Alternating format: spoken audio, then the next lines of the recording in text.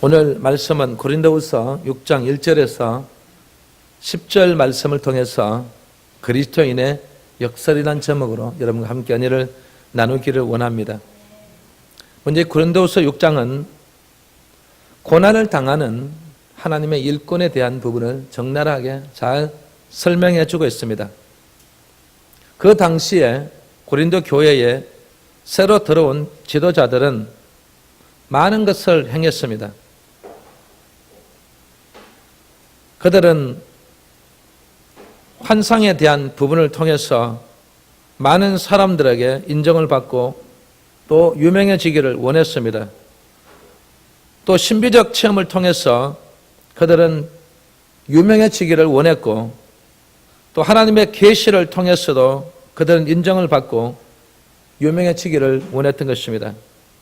그리고 또 기적 같은 것들을 통해서 자기들이 인정받고 유명해지기를 원했던 그 많은 지도자들이 있었습니다. 그러나 바울은 그들과는 완전히 달랐습니다. 오히려 바울은 자신의 힘과 능력 대신에 바울은 자신의 약함을 자랑했다라고 했습니다. 사도 바울이 전한 복음은 하나님의 능력으로 부활하셔서 성천에 계시는 예수 그리스도의 영화로움, 그것만 전했습니다. 예수 그리스도의 영화로움이 무엇입니까? 환상, 신비적 체험, 계시, 기적, 이적과 많은 하나님의 귀한 능력을 말하고 있습니다. 그래서 바울은 그가 전한 복음은 오직 예수 그리스도의 영화로움을 전했지만 자신의 사역을 한번 돌아보면 십자가에 못 박히신 예수 그리스도의 약함을 그리고 고난을, 환난을 그는 사역으로 삼았던 것입니다. 그것은 자신이 나타나려고 한 것이 아니라 자신이 인정받고 유명해지기를 원하는 것이 아니라 그의 사역은 오직 십자가에 못 박히신 예수 그리스도의 약함을 나타내고 고난을 나타내고 환난을 나타냈던 것입니다. 오늘날 이런 목회를 하는 사역자가 얼마나 되겠습니까?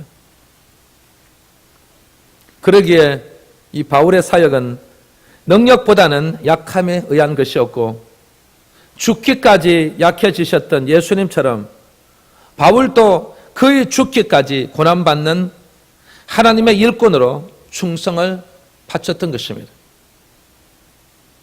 이런 의도 속에서 바울은 자신이 구원의 때에 일하는 하나님의 일꾼으로서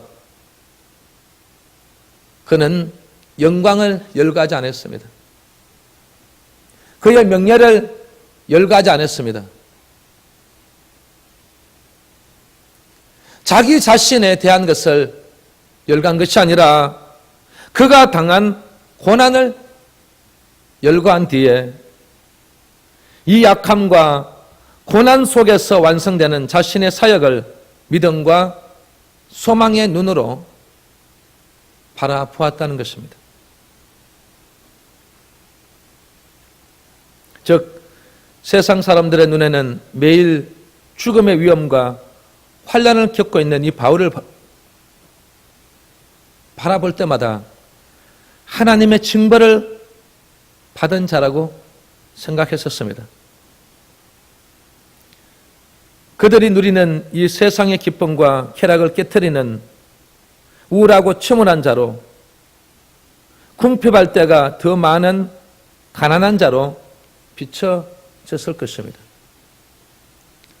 우리들도 생각해 볼 때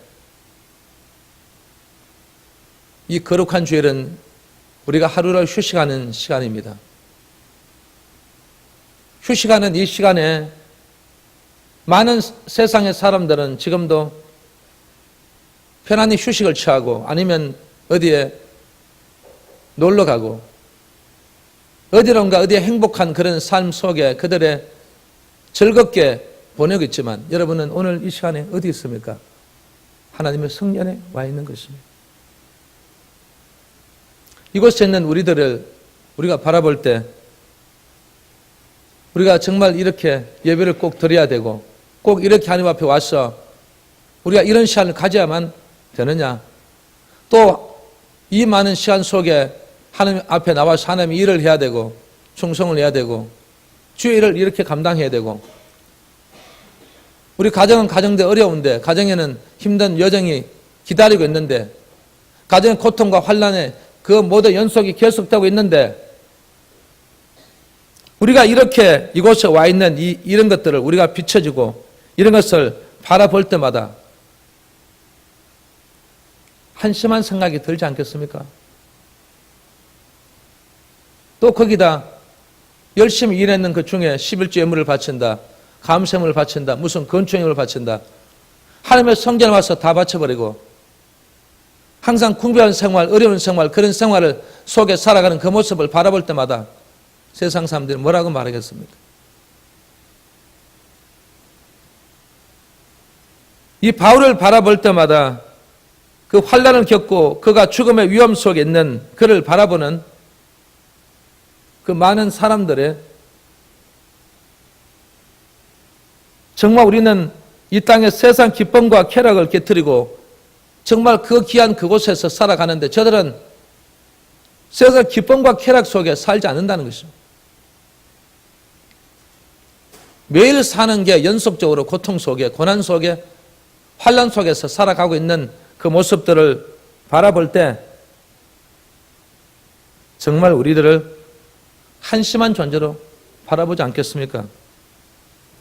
하지만 세상 사람들이 끝났다고 외치는 순간에 바울은 다시 소생했다는 사실이에요. 우리도 마찬가지인 점이 있습니다.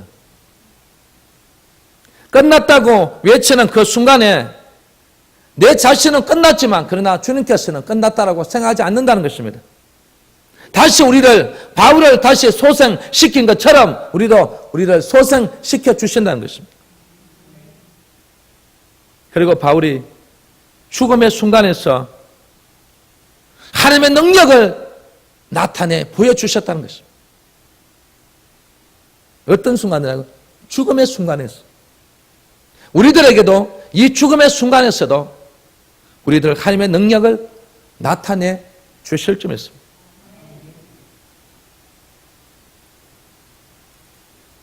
마음속에 항상 바울은 샘솟듯 솟아오르는 이런 모든 것을 볼 때 기쁨이 이 마음속에서 있었다는 것입니다. 어떤 얼굴의 형태로 나타나는 것도 있지만 그러나 이 마음속에 바울은 항상 기뻐하면서 살았다는 것입니다. 오늘 이 자리에 참석한 우리 믿음의 자녀들도 마찬가지일 것입니다. 우리 마음속에 항상 여러분 이 기쁨 속에서 살아갈 줄 믿습니다. 바울이 이렇게 샘솟듯 솟아오르는 그 기쁨을 느끼게 된 것에는 먼저 이 고난의 일꾼을 통해서 우리 많은 사람들은 이 고난에 대해서 별로 좋아하지 않습니다. 그러나 우리 믿음의 자녀들은 이 고난이 우리에게 무엇을 가져다 준다고요? 유익을 가져다 준다는 것을 깨닫고 있습니다. 고난이 우리에게 무엇을 가져다 준다고요? 유익을 가져다 준다. 할렐루야. 유익을 가져다 주는 것을 깨닫고 있어요. 그래서 바울도 고난의 일꾼을 통해서 영광의 일꾼으로 만들어 주셨다라고 고백했습니다. 그러면 이 고난의 일꾼이 뭐냐 말이죠. 영광의 일꾼이 뭐냐 말이죠.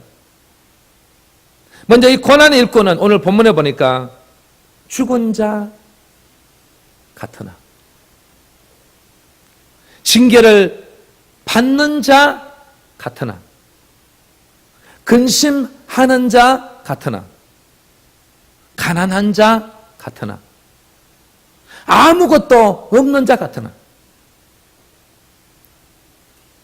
죽은 자 같은 그런 삶을 살고 있다면 얼마나 비참하겠습니까? 그런데 바울은 이 고난의 일꾼인 이것이 나에게 무엇을 가져준다고요? 유익을 가져준다는 것입니다. 그 유익이 뭐라고요? 바로 영광의 일꾼인 줄 믿으시기 바랍니다. 오늘 본문에 뭐라고 말했습니까? 죽은 자 같으나 살아있고라고 말했습니다. 할렐루야. 살아있는 자가 될 줄 믿습니다. 죽은 자가 아니에요. 왜? 우리에게는 고난의 일꾼만 있는 게 아니라 영광의 일꾼이 있기 때문에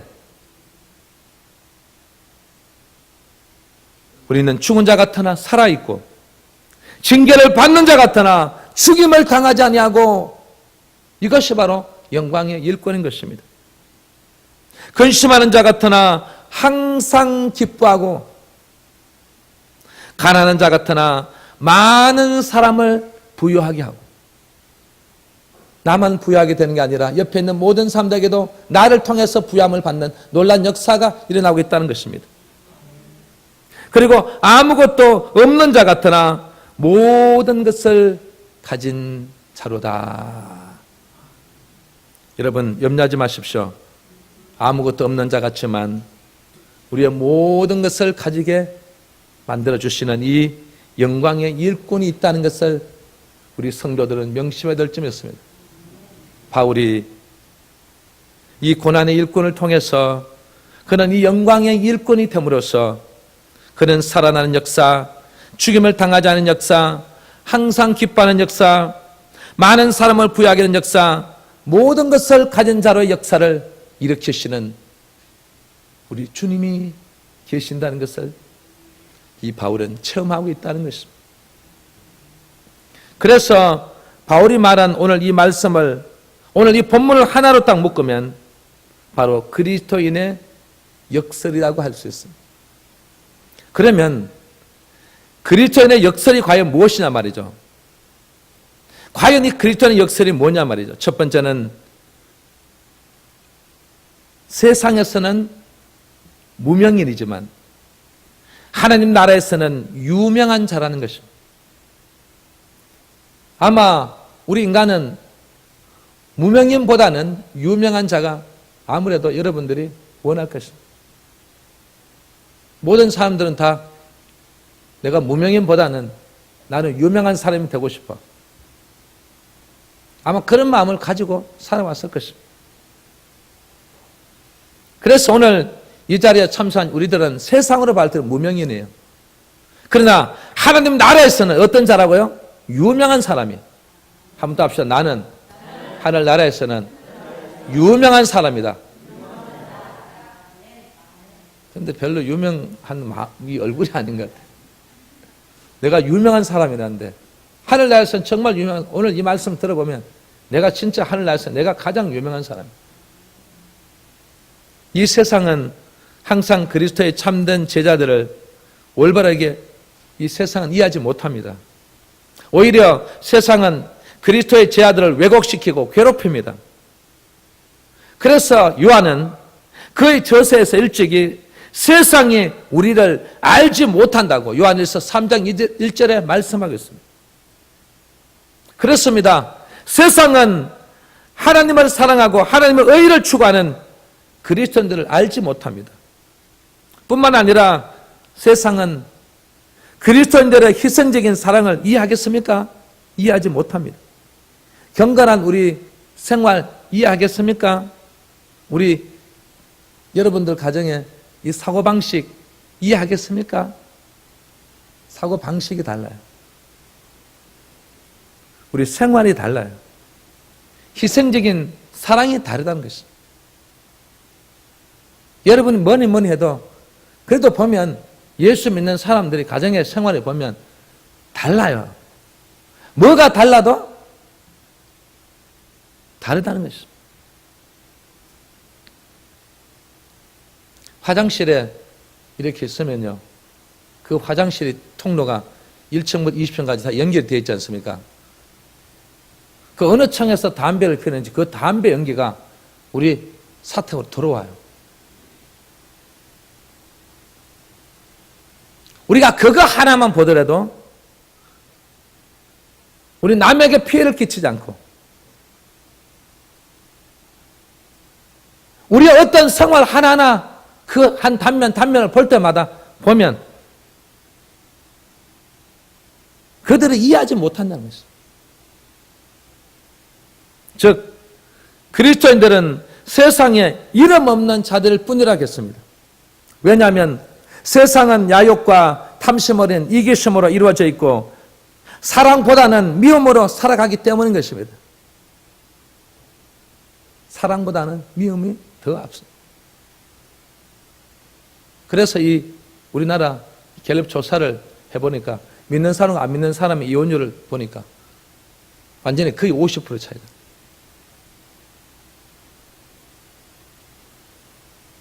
안 믿는 사람이 여러분 두 가정이 이혼하면 안 믿는 사람은 한 가정밖에 돼요. 그만큼 차이 난다는 것이죠. 그러니까 우리는 이런 미움으로 살아가는 가정이 아니기 때문에 사랑으로 살아가는 가정이라는 것입니다.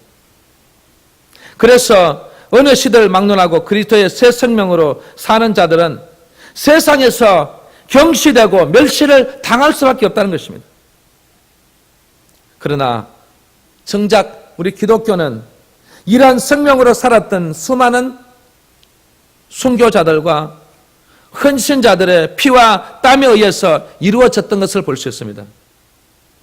그래서 하나님께서는 세상에서 경시되던 이들의 이름을 높이 들어서 하나님 나라의 존귀한 자로 세워주신 것입니다.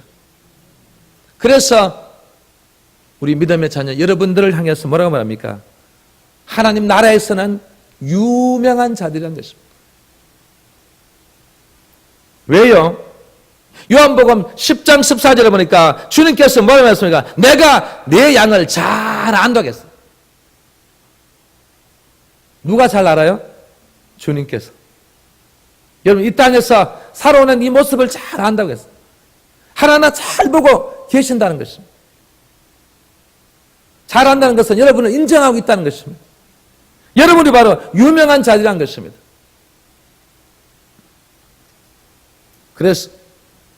그러므로 이 세상에서 이 무명한 하나님의 사람들은 하나님 나라에서는 너무도 잘 알려진 유명한 자라는 것을 우리 성도들은 반드시 마음속에 품고 살아가야 될 줄 믿습니다. 두 번째는 세상에서는 죽어가는 자 같으나 하나님 나라에서는 생명의 소유자라는 것입니다. 정말 별 볼 일 없이 죽어가는 그런 모습을 같은데 그런데 보면 하나님 나라에서는요 그 생명의 소유자라는 것입니다. 하나님의 사람들이 이 세상에서 많은 고통과 핍박을 받기 때문에 세인들은 생각하기를 우리들을 뭐라고 하냐면 불행한 자라고 말합니다. 또 더 나가서 우리를 보고 불쌍한 자라고 말합니다. 여러분 자신을 한번 돌아보세요. 여러분이 불행한 자입니까? 불쌍한 자예요? 보니까 불쌍한 자들이 많이 있는 것 같아요. 불행한 자들이 많이 있어요. 저는 날마다 생각할 때마다 나는 불행한 자, 내가 불쌍한 자라고 나는 한 번도 생각해 본 적이 없어요.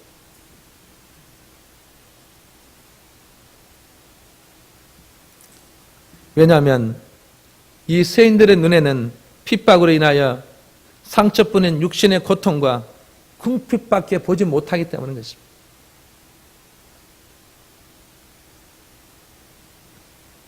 그러나 바로 이러한 고난으로 인해서 하나님의 나라가 융성해 간다는 사실이 중요합니다.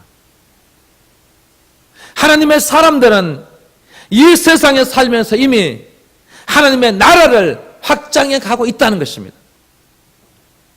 성도들의 생활은 고통으로 찌든 이 육체의 생활이 아니라 하나님 나라의 평화와 기쁨을 몸으로 체험하는 생명의 삶인 줄 믿으시기 바랍니다.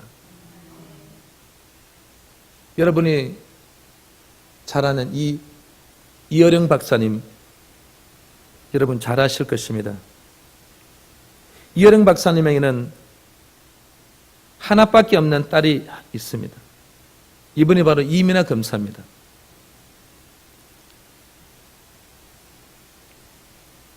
이 한 여인으로 태어나서 한 가정을 이루다가 결국은 이 가정이 파탄에 이르러서 이혼을 하게 됩니다. 그리고 또 사랑하는 아들은 갑자기 죽어버립니다. 이민아 검사의 본인은 앞이 안 보여서 실명에 처한 모습 속에서 그 아버지가 그 딸을 바라보며 눈물 흘리는 그 모습, 처참한 그 모습을, 그리고 재혼해서 낳은 자식이 바로 이 자피아로 자기 자신도 어떻게 될지 모르는 그런 상황 속에서 또 자기 자신은 위암 선고를 받고 죽어가고 있을 때에 세상 사람들도 아니 믿는 자들도 하나님을 믿는다면서 왜 저렇게밖에 될 수 없는 거야.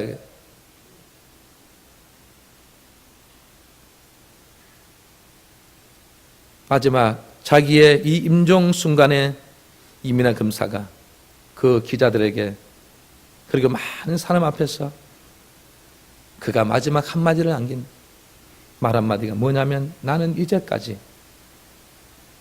나는 지금까지 가정을 꾸리고 자녀를 주고 나에게 고통을 주고 나에게 환난을 주고 나에게 그 슬픔을 주고 그렇지만 그 환난과 그 슬픔 뒤에는 바로 우리 아버지가 하나님을 믿게 되고 그리고 우리 가정이 다 구원을 받게 되고 그리고 나는 지금 이 순간에도 나는 이 생명의 삶을 나는 살아왔기 때문에 나는 생명의 나라로 갑니다. 이 한마디를 남기고 그는 죽었습니다. 그리스도인의 삶은 죽어가는 이 몸 안에 하나님 나라를 경험해야 됩니다. 그래서 오늘 이 예배가 필요하고 말씀이 필요하고 바로 하나님의 교회가 필요한 것입니다. 이곳에서 하늘나라에 대한 것을 여러분이 듣습니다. 그 내용을 듣고 여러분은 경험해야 됩니다. 그리스도인의 삶이 죽어가는 우리의 이 몸 안에는 반드시 하나님 나라를 경험하면서 살아갈 때 보다 빛나고 이 이민아 검사처럼 생명력이 넘치는 것입니다. 이제 마지막 세 번째는 세상에서는 멸망당하는 자 같으나 하나님 나라에서는 영광의 승리자라고 말했습니다. 그리스도인들은 이 세상에서 반드시 시련을 겪을 수밖에 없습니다. 왜냐하면 이들은 현실 속에서 항상 하나님의 정신과 하나님의 법대로 살아가기 때문인 것입니다.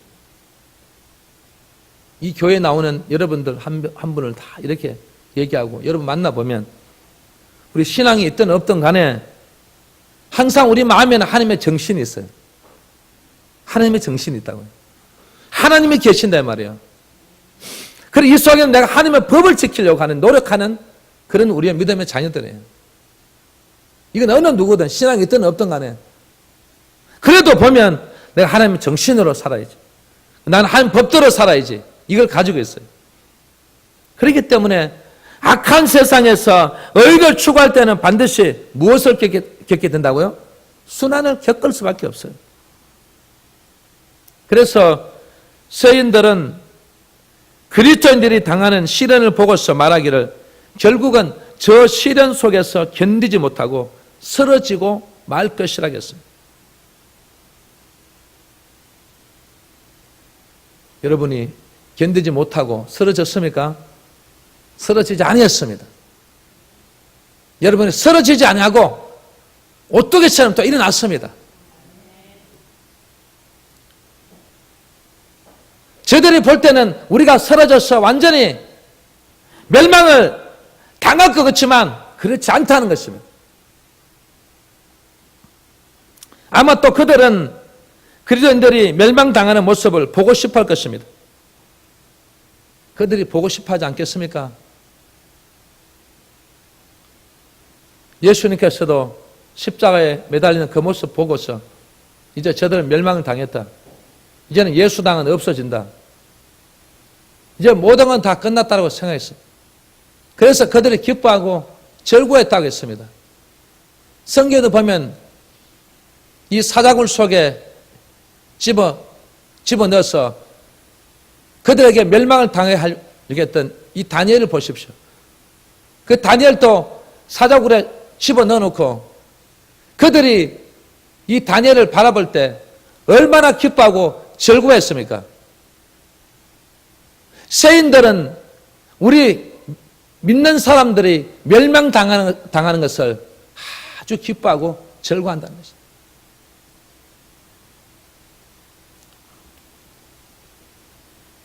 그러나 참 하나님의 사람은 역경과 시련이 아무리 거세게 닥쳐오더라도 결코 쓰러지지 않는다고 했습니다. 오늘 본문 9절에 보세요. 뿐만 아니라 다른 사람들에게도 그 기운을 확산시켜 기쁨과 소망을 누리게 한다는 것입니다. 내만 되는 게 아니라, 내만 기쁨과 소망을 누리는 게 아니라 옆에 있는 모든 사람들과 자꾸 확산해 간다는 것입니다. 이 사람 저 사람 모든 우리 믿음의 자녀 모두에게 그 기쁨과 소망을 여러분 같이 그런 사람으로, 그런 유형의 사람으로, 그런 믿음의 자녀로 만들어 버린다는 것입니다. 이 얼마나 놀라운 위력입니까? 이렇게 하나님께서는 세상에서 가장 연약하고 못난 사람들을 가장 강하고 능력 있는 사람으로 살게 만들어 버렸습니다. 바로 이것이 하나님께서 허락하신 바로 은혜의 역설이라고 말합니다.